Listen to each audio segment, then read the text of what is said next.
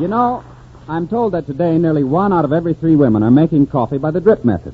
That is, these women are using drip pots or glass coffee makers to prepare their coffee. Well, here's a bit of advice for all of them. If you want to make the best cup of coffee by the drip method, be sure to use a coffee ground especially for this method.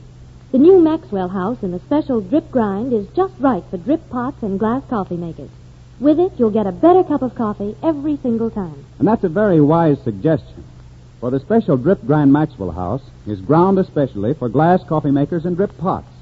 You see, when you make drip coffee correctly, the water passes through the coffee only once.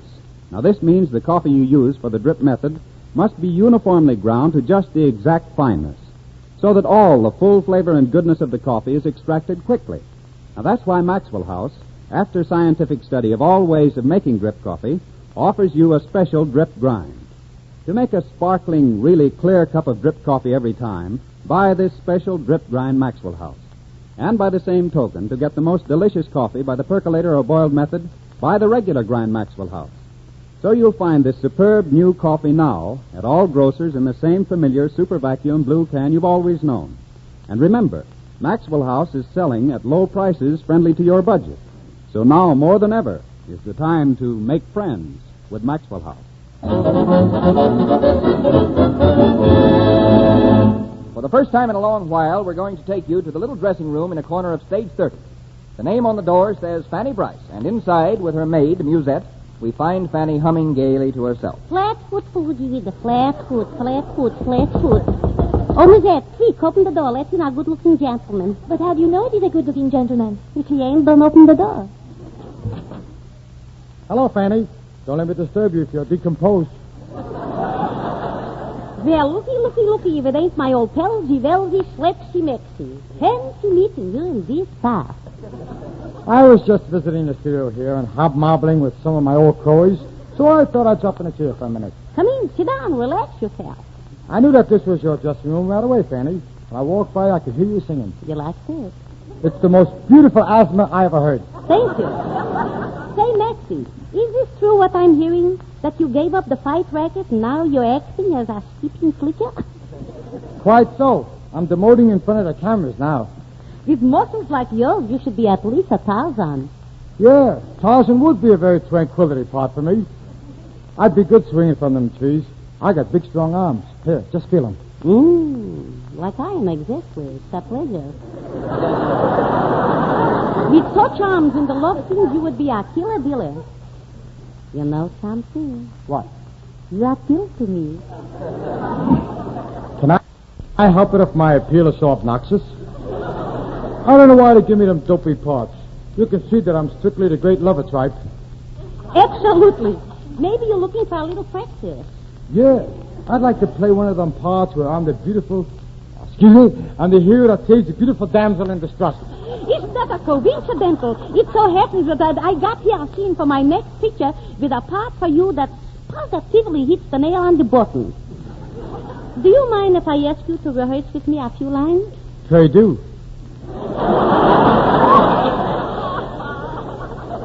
Now, you play the part of G-Man McTracy, and I play the part of our ravishing, beautiful lady crook, Nimble Finger Nancy. Go ahead, read the first line. So it's you, Nimble Fingers Nancy. Ah, so it's you, G-Man McTracy. Ah, so I catch you shoplifting, eh? Hey, so you catch me shoplifting, ah? Aha, so you're stealing some underwear. I'm a officer, it's my first slip. Why don't you give up this life of crime, gal? You know I've always loved you. Why should you be a dirty crook and steal like a thief? Marry me and let me do those things for you. Ah, he loves me. But what do you know about love? I drove a taxi for 3 years. Okay, kid, I'll marry you on one condition. If you'll get my brother a job. He's a midget. I'll get him a job as a milkman with a condensed milk company. Then take me in your arms, my flat-foot Romeo, and hold me tight like a clam. Go ahead, take me in your arms. How? How, yes. Look, make off like I'm another fighter, and you was in the clincher. There, you in my arms. How's that? Fighters should clinch much closer. There, you in my arms. Can I kiss you now? I said you in my arms. Can I kiss you now? What's the matter, you deaf? What's the matter, you paralyzed? Okay, sister, you asked for it.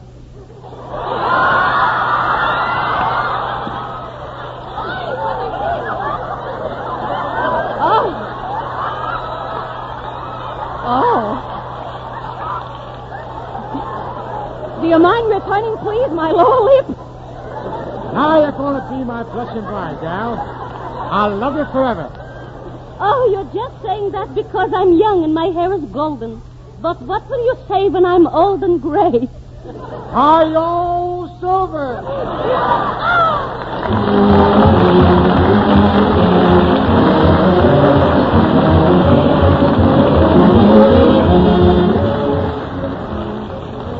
For the concert hall tonight, Meredith Wilson has chosen a melody that is popular everywhere music is played. The opera Cavalleria Rusticana was an instantaneous success when it was first presented, and its composer, Mascagni, is still remembered for this opera alone. Meredith presents the intermezzo from Cavalleria Rusticana.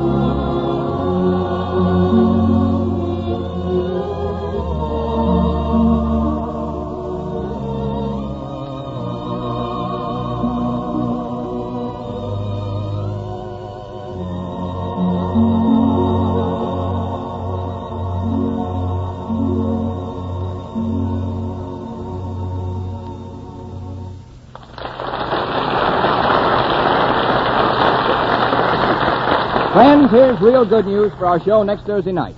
Our guest star, the one and only Spencer Tracy, whose picture Boys Town is America's #1 hit. Spencer will appear in a powerful dramatic playlet. He will also meet Fanny Brice and be present in another one of our popular satires, If Men Attended Fashion Shows as Women Do. Elucidate further, Mr. Pearson. Right, Mr. Taylor. Friends, another usual item. We will present Dick Rawson and Clyde Devina, who braved the perils of the Dutch Guiana jungle, where they filmed scenes for Clark Gable and Myrna Loy's picture sensation, Too Hot to Handle. And incidentally, I saw Too Hot to Handle, and it's real dynamite. Don't miss it. In addition, Francis Wallace, nationally known author and football authority, whose annual Pigskin Preview is published currently in the Saturday Evening Post, will give his football predictions of the games played the following Saturday. Now, these special features will be in addition to our regular cast of favorites, Frank Morgan, Fanny Brice, Hanley Stafford, Phil Regan, Meredith Wilson and his orchestra. I know you won't want to miss next Thursday's show, but in the meantime, go to the movies and take the family with you. And remember, when you attend your favorite moving picture theater, be sure you secure your copy of the $250,000 contest booklet. Remember, too, this is motion picture's greatest year. I'll see you in the movies. Thank you and good night.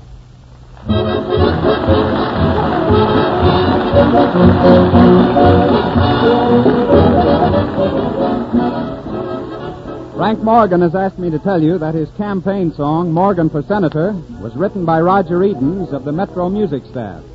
And folks, don't forget that next week, many communities go back to Standard Time. So Good News of 1939 will be heard next Thursday at 9 o'clock Eastern Standard Time, 8 o'clock Central Standard Time, 7 o'clock Mountain Standard Time, and 6 o'clock Pacific Standard Time. So until next Thursday, this is Ted Pearson saying good night and good luck for the makers of Maxwell House, the coffee that's always good to the last drop.